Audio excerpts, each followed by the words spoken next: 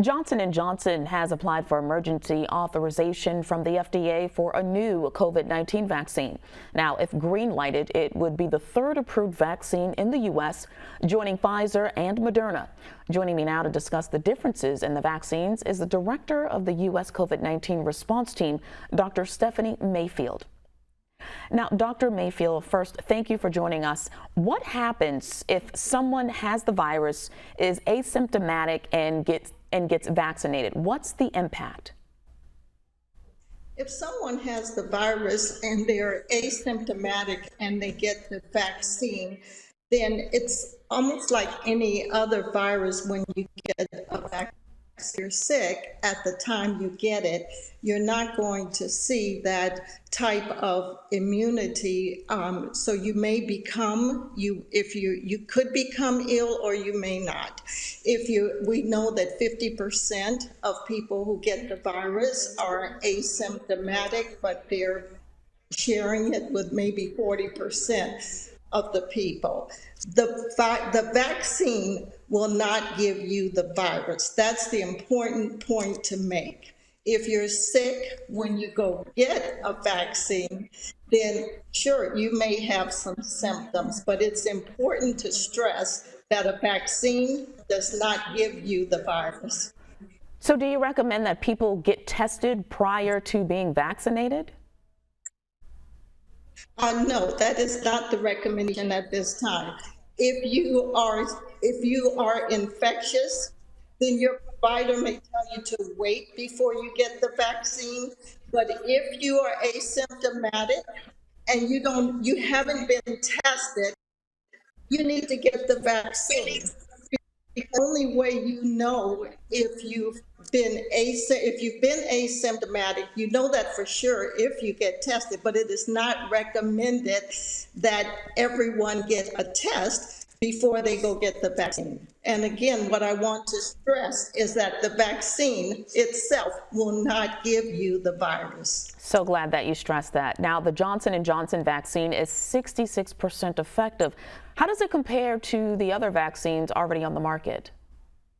Right. So in several ways, the mRNA vaccines, we know the Pfizer and Moderna have been listed to be around 95% effective with the wild type variant.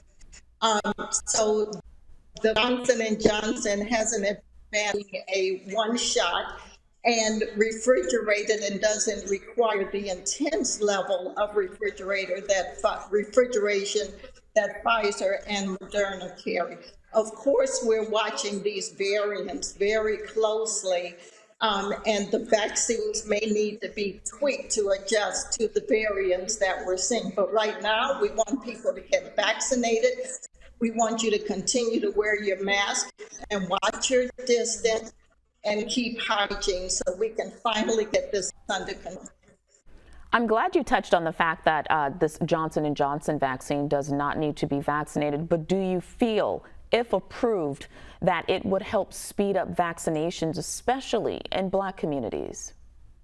Oh, yes. The one dose, any vaccine that's convenient to administer gives an advantage. If storage is convenient and easy, that's an advantage. So it's one dose and can increase compliance. Absolutely.